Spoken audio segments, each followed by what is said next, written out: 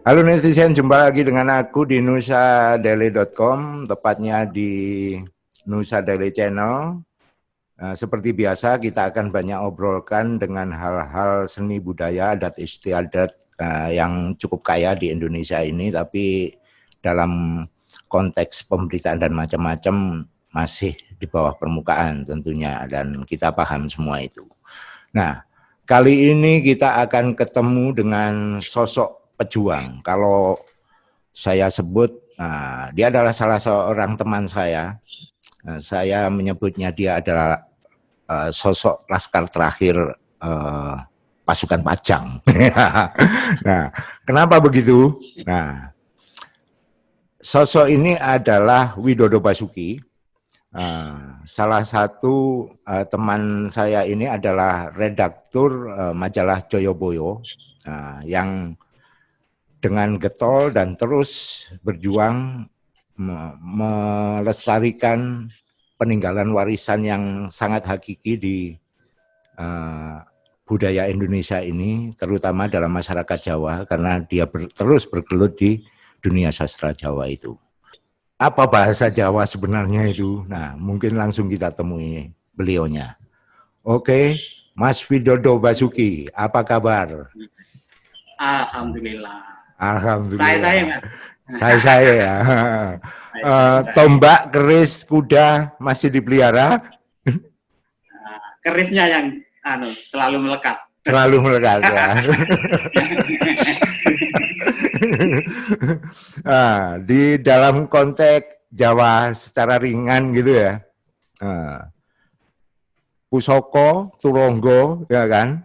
Termasuk apa itu angon-angon ya, burung perkutut dan Mukilo. macam-macam itu selalu menjadi simbol-simbol mungkin yang bisa melekat dalam konteks ritus sehari-hari masyarakat Jawa.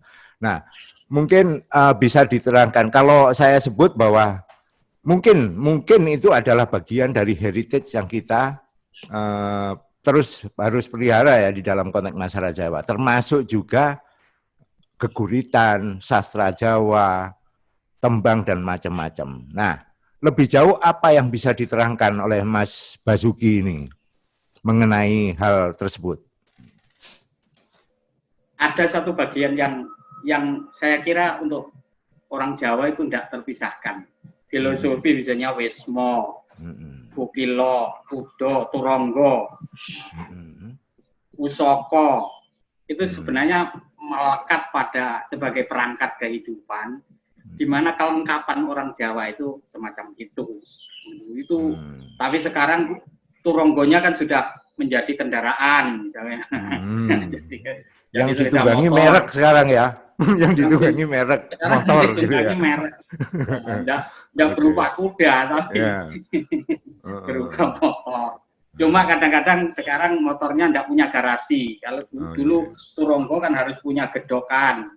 Sekarang garasinya yang nggak ada, sehingga jalan-jalan di gang dipakai garasi semua.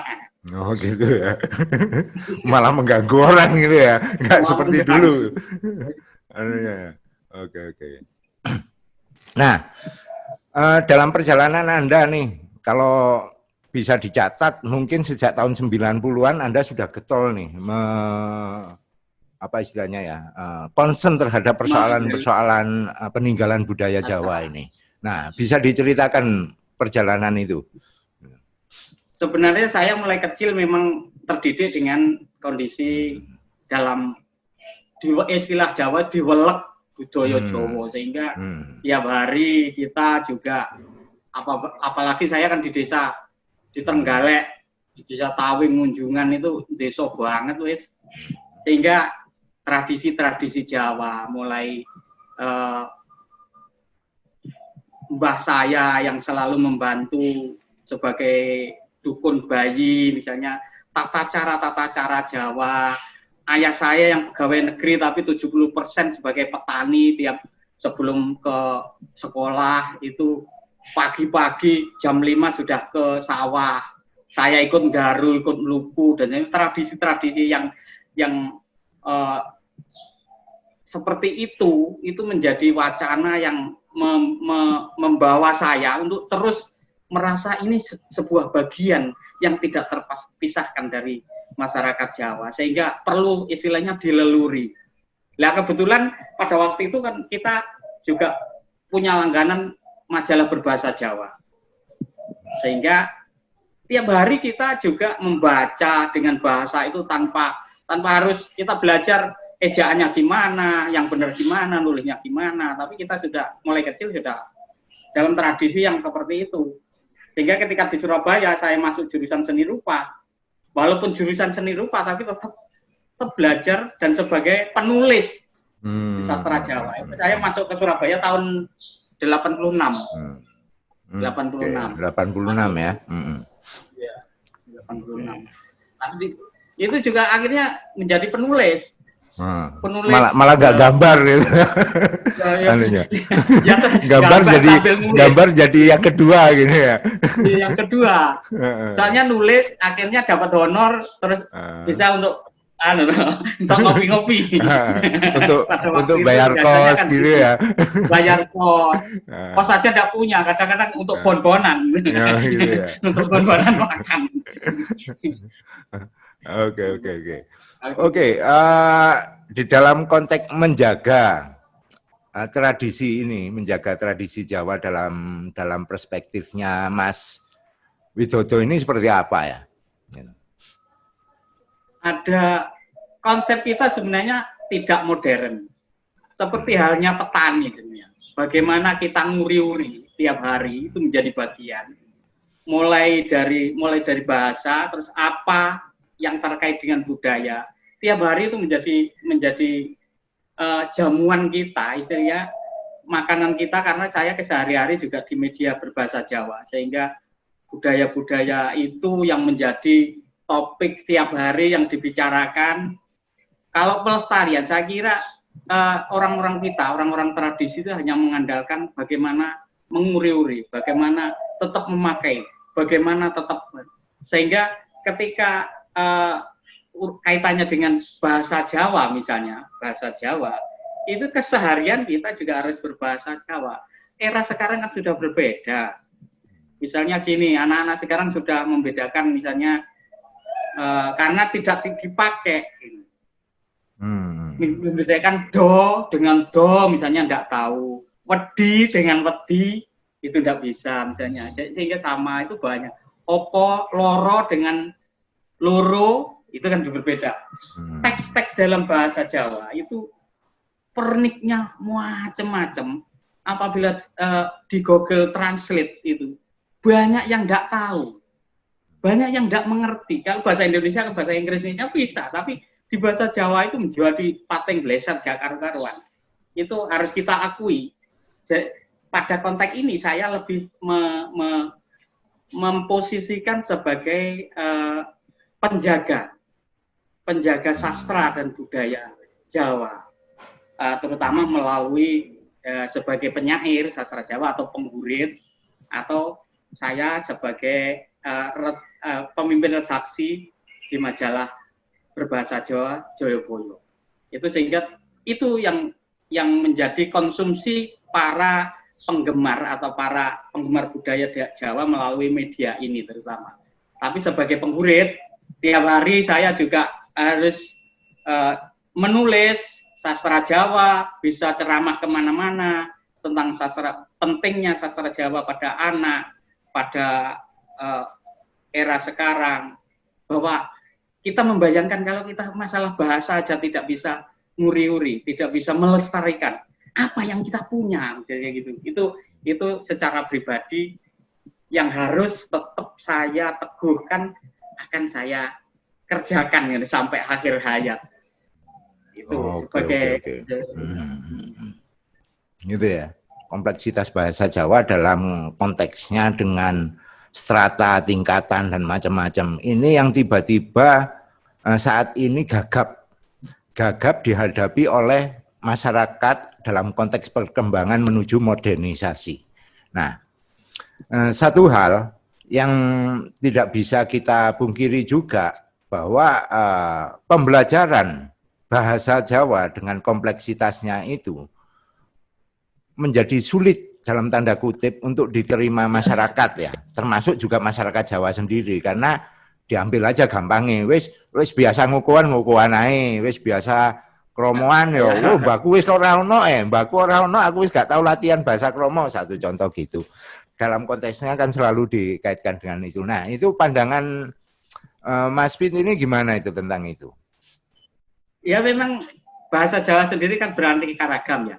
Ada yang dialek Surabayaan, mungkin dialek Malangan, ada dialek Jumbangan, dialek Banyumas, segala macam. Kita pada mensiasati seperti itu, hal seperti itu, kita biarkan aja, gak masalah. Tapi kecintaan itu yang penting, Jadi persoalan sebenarnya unggah-ungguh, ada basa kromo atau tidak, sebenarnya itu pada kedua setelah bagaimana kita mencintai bahasa Jawa.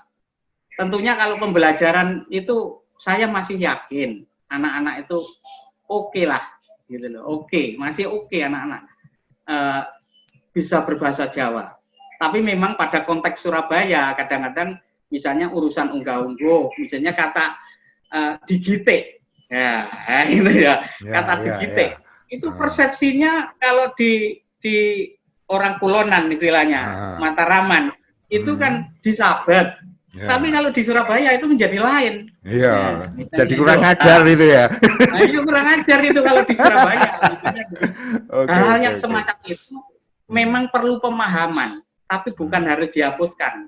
Nah, jadi pada pelestarian tiap per daerah itu juga oke. Makanya kalau lomba geguritan saya selalu mengatakan bahwa nggak apa-apa kamu bahasa daerah lokalmu itu kamu munculkan itu sebagai teks yang akan sebagai penjaga budaya. Kalau itu hilang, itu nanti jati diri di masing-masing daerah itu juga enggak tapi secara keseluruhan itu memang ada.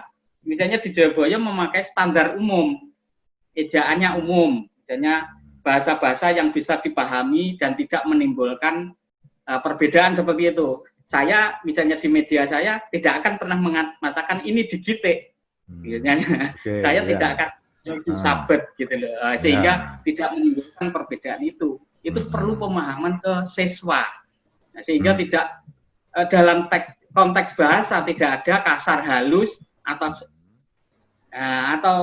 senonoh atau tidak senonoh, tapi bagaimana pemahaman pengeterapannya di dalam konteks pembicaraan, gitu. Sehingga tidak perlu disalahkan. Anak-anak nanti takut. Aku gak wani basa Jawa gitu. Aku wedi kasar misalnya. Itu harus diterapkan bahwa ini sebagai sebuah bahasa ibu. Tapi ini yang perlu diterapkan sehingga jangan takut. Kalau saya jangan takut berbahasa Jawa. Wis to, wong iso basa Jawa, iso basa Inggris, iso basa Londo, iso basa macam-macam, kan malah apik.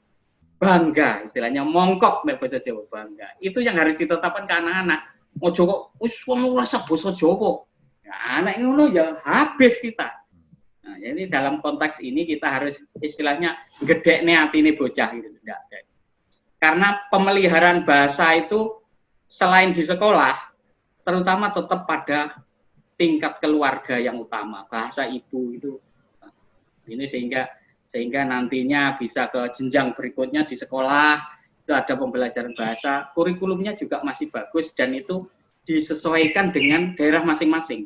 Sehingga kalau guru-guru itu bukan harus standar yang seperti yang pada kurikulum itu, disesuaikan juga dengan budaya dan daerah Jawa di masing-masing sehingga berbeda-beda. Oke. Dalam proses menjaga budaya sekarang, sebenarnya ya kita sama-sama tahu lah, negara ini kan jarang hadir gitu Mas ya, ya kan? Negara ini jarang hadir di dalam konteks bagaimana seni budaya itu dijadikan aset negeri ini, negara ini, ya kan? Ngono. Bahkan kadang-kadang pura-pura gak ro, gitu kan? Nah, terakhir ini, ya kan? Terakhir ini baru ada undang-undang apa istilahnya undang-undang pemajuan kebudayaan. Nah, konteksnya ini. Mungkin ini bisa dianggap sebagai sinyal cerah gitu ya dari sekian lamanya ketidakhadiran negara di dalam konteks ini. Pandangan Mas Dwi gimana ini? Selama ini sebenarnya kan ya betul itu negara itu sajane nguri-uri apa enggak, ikut terlibat apa enggak, kecuali kita yang selama ini terus menerus bertahan. Misalnya di media berbahasa Jawa ini kan sebuah media yang langka. Itu saya sudah pernah mengusulkan dulu, tiap perpustakaan sekolah itu berikanlah berlangganan majalah misalnya ya, yang berbahasa Jawa. Ternyata anak-anak itu banyak loh yang ke kantor mencari media berbahasa, tugas-tugas dari gurunya. Daripada begitu, misalnya seluruh Jawa Timur langganono, kita kan selama ini tidak ada dan kehadiran negara di mana misalnya, padahal kita sudah jungkir balik untuk nguri-nguri seperti itu. Bahasa Jawa sendiri, bahasa daerah sendiri kan dalam undang-undang kan memperkaya bahasa nasional. Ya, ini sudah cukup jelas. Tapi nggak tahu apakah bahasa Indonesia sekarang itu sudah kaya gitu loh. Sehingga kita itu sejarnoai wis mati urip ono pokoknya gitu. Ya, kita hanya mengandalkan kesetiaan. Orang-orang yang berlangganan itu orang-orang yang benar-benar istilahnya meleluri sebagai laskar-laskar yang meleluri itu. Sehingga pada era pandemi semacam ini misalnya itu dia masih setia membaca, masih setia menulis, masih setia itu kesetiaan itu saja. Kita itu sebenarnya sebagai pelestari. Itu kan aneh kan, opo kehadiran negara itu di mana gitu. Padahal jari ini puncak kebudayaan adalah puncak budaya daerah. Allah di mana ya Allah gitu. Kadang-kadang kita berpikir gitu. Sehingga akhirnya balik ke diri sendiri. Nah, yang tetap harus eksis kita. Kalau saya simpel aja seperti itu jadi laskar terakhir. Jadi laskar terakhir dari pejuang-pejuang budaya Jawa ya. Gitu. Oke. Sering dianggap gitu. Apapun bentuk hasil budaya Jawa taruhlah yang kita bicarakan konteksnya ini pada konteks eksotiknya saja itu tiba-tiba wah ini gawe ukiran pakai huruf jono kok orang hanya melihat konteks eksotiknya saja. Bahkan kalau saya juga amatin beberapa kebijakan kegiatan yang berkaitan dengan konteks pelestarian itu dilihatnya dari konteks semacam itu. Nah, seharusnya seperti apa, Mas Wid? Gitu. Supaya konteksnya bahwa ya ojo mbok delok eksotik tok gitu loh. Ya kan? Gitu. Ya selama ini misalnya dari bahasa Jawa kan Kongres Bahasa Jawa aja sudah ke-6. Tapi apa hasilnya gitu? Karena setelah dibicarakan sampai rumit segala macam itu sampai tetek bengeknya itu, tapi terakhirnya pengembangannya gimana? Konsep-konsep yang sudah dibicarakan begitu jauh itu tidak ada hasilnya. Soalnya setelah kongres ya sudah selesai pada tingkat itu. Tidak ada pengembangan selanjutnya bagaimana ke siswa, ke anak-anak itu dari bagaimana mengembangkan sebuah bahasa ini sebagai sebuah wadah budaya. Misalnya kaitannya kalau bahasa Jawa misalnya bagaimana dengan seni budaya teater, misalnya ada ketoprak, ada tembang, ada ludruk, itu kan saling terkait, tidak ada. Nah, ini sebuah pemeliharaan bahasa, itu bahasa selain bahasa tulis juga bahasa lisan itu begitu banyak. Di desa-desa orang-orang masih mengembangkan mocopatan. Itu kan hanya eksotisnya tadi yang dibutuhkan kadang-kadang. Wah ini untuk level pariwisata bisa dijual karena eksotisnya. Tapi kan gimana menghidupi mereka? kita nggak punya konsep negara itu, sehingga seharusnya kan itu dikembangkan bagaimana ada titik balik itu teks-teks itu mengandung sebuah keluhuran yang patut sebenarnya seharusnya juga dikembangkan ya apa di era sekarang. Apakah sekedar kita berpacu pada masa lalu yang begitu indah, teks-teks lama. Pada era sekarang sebenarnya banyak itu yang dikaitkan dengan era sekarang. Ini yang kadang-kadang ini konsepnya sih gitu. Itu yang dia. Kalau saya seharusnya itu dikembangkan setelah dibicarakan dia ada pengembangan lebih lanjut. Untuk workshop kayak orang-orang itu dikumpulkan kayak atau apa. Enggak, kadang sering mandek, apalagi ganti kebijakan. Coba ganti aja. Mana ya? Ganti kebijakan mana? Ganti lagi ya. Oke. Ganti mana? Kalau pemerintah daerahnya misalnya kepala daerahnya seneng nanggap wayang. Wah, pada daerahnya nanggap wayang terus. Bariku ganti enggak ada. Misalnya gitu. Hal-hal yang semacam itu kadang-kadang tergantung pemerintah, kepala pemerintah daerah.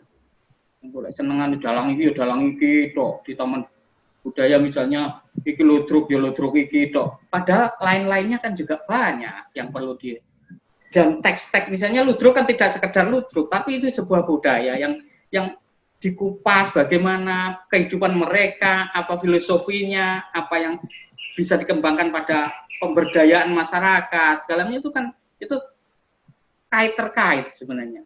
Cuma masalahnya kita setelah itu biasanya iki dijual apa ya, kalau ada misalnya ada acara itu baru itu diambil setelahnya orang-orangnya bar gitu, sehingga ya akan sampai di situ saja gitu. Saya sering kok gerutuan wong daerah itu, Mas aku wis ngene, aku kon ngreok sampai ning Jawa Timur, makili Jawa Timur, bar ngono yo bar, misalnya gitu. Sehingga ini yang menjadi kecewa orang-orang tradisi itu. Ya mek dinggo nek ning anu tok. Sering begitu. Sehingga kalau saya kan pada ranah bahasa ini yang bagaimana ini? Artinya sebenarnya sikap hubungan antara, kalau saya bilang stakeholder kebudayaan ini dengan cara seperti itu akhirnya menimbulkan kemangkelan ya sebenarnya bagi pelestari ini ya. Pelestari hanya pada saat digunakan saja, diperlukan saja koyoke. Nah, itu baru digoreki. Setelah itu seharusnya kan ada konsep ini bagaimana pengembangan selanjutnya pada tingkat kepala daerah ini setelah ini apa ya? Oh, budaya ini yang patut dikembangkan, ini yang patut ini yang mandek kadang-kadang. Sehingga wong tradisi yo mangkel. Aku digawe mek dibutuhne tok, bar yo bar, mek sekedar dihonori ya. Padahal kan bukan itu. Gitu. Oke. Konteksnya adalah bukan berarti hanya dibayar pada konteks jasa ya, tapi bagaimana pemerintah taruhlah gitu juga hadir untuk menghidupi ini dalam konteks sustainable-nya ya, keberlangsungannya gitu ya. Iya, keberlangsungannya dan dia menimbulkan bangga. Ini loh milik kita bersama, bukan sekedar aku kok kayak jasa gitu loh. Tapi ini kekuatan per daerah itu kalau punya semacam militansi yang semacam itu menjadi kekuatan yang luar biasa dari konteks budaya. Dan itu juga bagus sebenarnya ya bagi daerahnya sendiri gitu kan, karena itu kan identifikasi ya. Gitu. Identifikasi itu. Tiap daerah pasti punya warna sendiri-sendiri. Nah, itulah keragaman yang sebenarnya dalam konteks kenegaraan Bhinneka Tunggal Ika itu sederhana menerjemahkannya sebenarnya. Kalau kebudayaan ini dipelihara di masing-masing daerah, di masing-masing itu ya, gitu ya. Tidak usah konsep besar, tapi yang kecil saja di daerah masing-masing, bagaimana pemeliharaannya. Ini masih larut-marut, kita tidak punya konsep yang jelas tentang bagaimana memelihara tiap daerah masing-masing. Itu saja bingung kita. Itu yang bisa disarankan nih bagi mungkin yang melihat acara ini juga ke pemerintah dalam pemikiran Mas Wid, apa yang harusnya dilaksanakan gitu. Apa Ada yang garis harus dalam konteks ini ya, secara garis besarnya seperti apa yang harus para pemimpin harus berpikir tentang konsep keberlangsungan, sehingga bukan hanya terbatas pada ketika saya menjabat. Ini yang jadi konsep besar ini, misalnya budaya daerah Malang, bahasa Malang. Ini arah selanjutnya apa? Itu harus kita punya konsep budaya gitu. Oh, wilayah Malang ini yang perlu dikembangkan. Jadi bukan hanya pemimpin atau kepala daerah yang cinta karena persoalan itu, tapi punya konsep besar. Tiap daerah itu punya, mulai bahasa, mulai budaya, apapun yang ada itu ada garis besar tentang budaya, pemeliharaan bahasa. Baru setelah era dia itu bisa diteruskan lagi, bukan hanya terhenti di situ. Kalau gitu kan tiap kan koyok diocak-ocak. Ini sama sebenarnya di Jawa Timur kan ya begitu. Pada waktu pada waktu ini sudah hilang.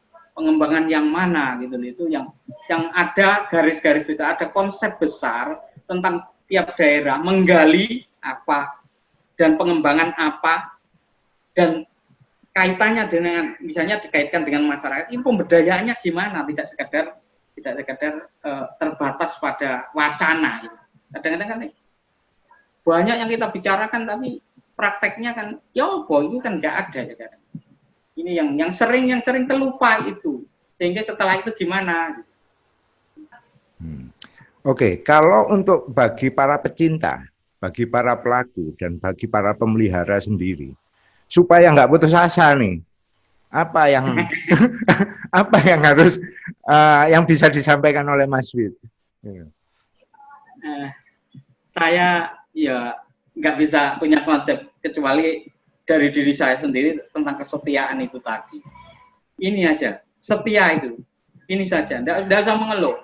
Untuk kita juga hidup dari situ gitu, sehingga yang nguri-uri ya terus kita uri-uri gitu saja. Nggak usah kecewa.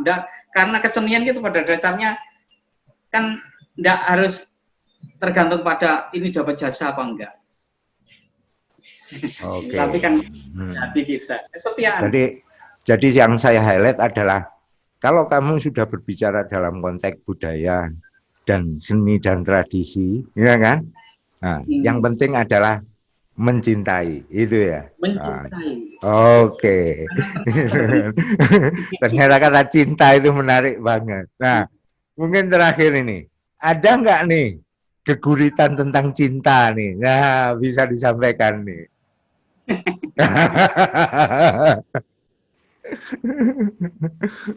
Oh ya, tak golekne sing antara aja. Ibu anak dengan ibunya ya. Guritan itu sebenarnya isinya cinta kabeh. Nah, gitu lah. Itulah yang membuat Anda awet muda sekaligus awet menjaga ini, ya kan? Cinta semua ini. Ya sudah, ini aja.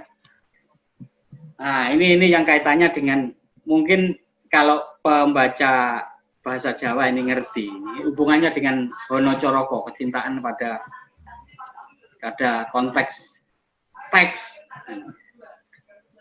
Judulnya Waktu. Ini nembang dhisik gak apa-apa yo. Ora apa-apa, bebas. Iya. Iya nembang dhisik. Saya kalau murid itu misalnya kekarane wong akrami tutu banda tutu rupa. Ya, dalam ini sering kalau kemantenan ini di amung ati pawitane luput pisan kena pisan yen gampang luwe gampang yen angel kelangkung lan bisa tinumbas arta wektu aksara ha bakal gumuruh amur wani carakan biyai paseksen ngusung ewone wepadi gilir gumanti nginjen dom langen ing samudraning ruh. Oh, ibu bumi bapa akasa ana ngendi wujute salembar godhong suruh kang biyen dadi bantalaning janji lan mengkoni getih kapisan nalika puser pinisah kelawan ari-ari. Saben dina tundhone mung nyusu bumimu. Ketantilan ing pandome wektu nuruti laku lumaku. Nelesih welase sang adi. Yen to pungkase aksara ha iku lumrah rupa maga batanga. Lanjur apa jatine urip winengku ing ulekane wektu. Oke. Oke. Mengurai Hono Caraka dalam meaningnya ya ini ya. Iya, ini Hono Caraka ini bukan moga batanga. Bukan moga batanga ya. Harus tetap gitu. Oke. Sekarang terakhir nih yang bisa disampaikan ke masyarakat penonton kita yang memperhatikan mungkin pertemuan kita kali ini, dialog kita kali ini. Apa yang kira-kira bisa dijadikan langkah gitu ya, jadikan langkah untuk terlibat bersama menjaga warisan budaya ini. Ini kan heritage ini kan, ya kan? Apa bagi ini yang bisa disampaikan Mas Wid? Mulai sekarang para generasi muda harus mengakomodasi apa saja yang ada di daerahnya. Ini yang harus mulai dari yang kecil-kecil terkait dengan peninggalan, terkait dengan bahasa, terkait dengan yang tertulis itu seharusnya diakomodasi dan itu yang menjadi teks-teks milenial tapi tetap berbasis pada budaya daerah. Itu nanti jempol jadinya akan diterima oleh masyarakat milenial. Barangkali itu pesan saya. Oke, sip. Ternyata jadi tidak harus apa istilahnya ya, tidak harus apa yang ada itu kita letakkan, tapi sebenarnya dalam konteks bahasa ini kita bisa mengambil spiritnya untuk diterjemahkan di dalam konteks kekinian ya, gitu ya. Oke. Matur suwun Mas Wid. Wah, asik banget nih pembicaraan kita kali ini. Lain kali kita akan sambung lagi dengan topik-topik yang berikutnya, gitu ya. Matur suwun atas kesediaannya. Oke, salam, sampai jumpa. Waalaikumsalam.